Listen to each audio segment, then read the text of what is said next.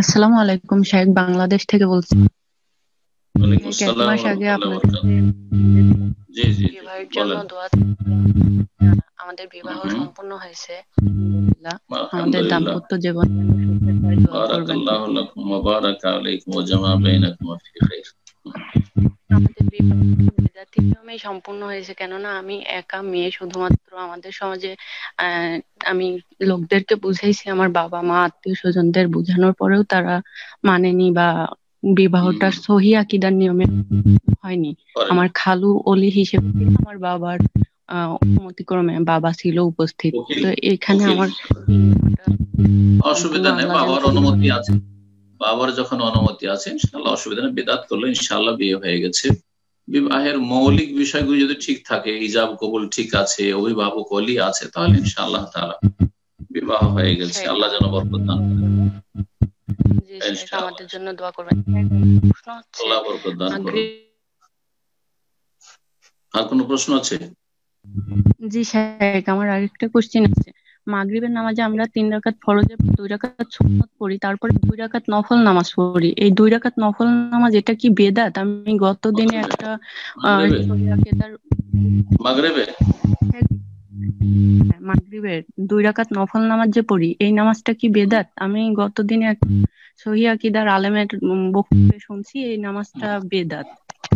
জানা ছিল না এই বসে জন্য। বসে, তাও আবার বসে বসে পড়ে মনে হয়, তাই না? যা হোক, মাগরিবে 3 রাকাত ফরজ পড়বেন, আর 2 রাকাত সুন্নাতে রাতেও পড়বেন, এই 5 রাকাত। আর যদি আজান একামতের মাঝখানে 2 রাকাত পড়েন, তারও প্রমাণ রয়েছে। মানে মাগরিবের 3 রাকাত ফরজের আগে 2 রাকাত যদি পড়েন তো পড়া যেতে পারে, ভালো কথা, জায়েজ বা মুস্তাহাব। মাগরিবের সুন্নাত রাতে হওয়ার পরে আবার যে সালাত, হ্যাঁ, এগুলি পড়িয়েন না, কারণ এগুলি পড়তে গিয়ে আমাদের সমাজে বা হানাফি সমাজ, বিশেষ করে হানাফি সমাজ এগুলোকে ফরজ করে নিচ্ছে। হানাফিরা কিন্তু সাধারণত ফরজ আর ওয়াজিব আর নফলে পার্থক্য বুঝে না। ওকে এর সাথে 17 রাকাত পড়তে হবে। নফল যেখানে মানে অতিরিক্ত, যার ইচ্ছা হয় পড়বে, তা কোর্সে কেন দিলেন 17 রাকাত? তো যে প্রচলিত হানাফি মজহাব, সেটা মূলত আসল খাঁটি হানাফি মজহাব নয়, যার ফলে এইরকম বাড়াবাড়ি গুলো বাদ দিয়ে দেন। নফলটা মানুষের ইচ্ছার উপর রেখে দেন।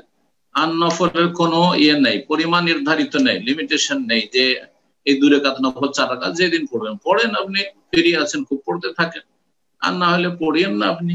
কিন্তু মাগরিবে এত রাকাত নফল, এশাতে এত রাকাত নফল, অমুক অমুক সালাতে এত রাকাত নফল, এগুলো তাদের বাড়াবাড়ি।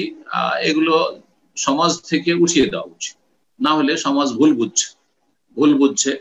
আর অনেকে এই কারণে বেনামাজি হয়ে যাচ্ছে, যখন দেখছে বোঝা অনেক ভারী তখন ফরজটাই ছেড়ে দিচ্ছে। আমি অনেকবারই এই ঘটনা বয়ান করেছি। এইখানে আমাদের দামামে একজন এমবিবিএস ডাক্তার, ইন্ডিয়ার, সে বলছে যে আমি ইন্ডিয়াতে কোনোদিন এশার নামাজ পড়তাম না। কেন? বলছে যে 17 রাকাতের জন্য পড়তাম না। সারাদিন ক্লান্ত এসে মৌলভী মৌলানারা শিখিয়েছে যে 17 রাকাত পড়তে, আমি পারবো না, সেজন্য 1 রাকাতও পড়তাম না। তাহলে এই বেদাতি মূর্খ মোল্লাদের কারণে এই ডাক্তারটা বেনামাজি থাকলো দীর্ঘ জীবন ধরে। যদি সৌদি আরব না আসতো তাহলে এই হেদায়েতি নসিব হইতো না। অথচ 4 রাকাত ফরজ যথেষ্ট আদায় করলে, 2 রাকাত সুন্নতে রাতে বা করতে পারলে ভালো, না করলেও আল্লাহ ধরবেন না। 1 রাকাত বেতর যথেষ্ট। বেতর সুন্নাতে মুআক্কাদা অবশ্যই পড়ে নেওয়া উচিত, কিন্তু সেটা তাও ফরজের মর্যাদা নয়। তাহলে 7 রাকাত যেখানে যথেষ্ট হচ্ছে, এই হানাফিরা 17 রাকাত কোত্থেকে দিল? যার ফলে এই নফল টফল গুলো বাদ দেন। নফল গুলো পড়বেন, আপনি ইচ্ছা মতো পড়তে থাকেন, কিন্তু সেটা গণনাতে নিয়ে আসেন না যে এত রাকাত নফল। আশা করি বিষয়টি বুঝতে পারছেন। আল্লাহ যেন বুঝার এবং আমলের সংশোধনের তৌফিক দান করেন।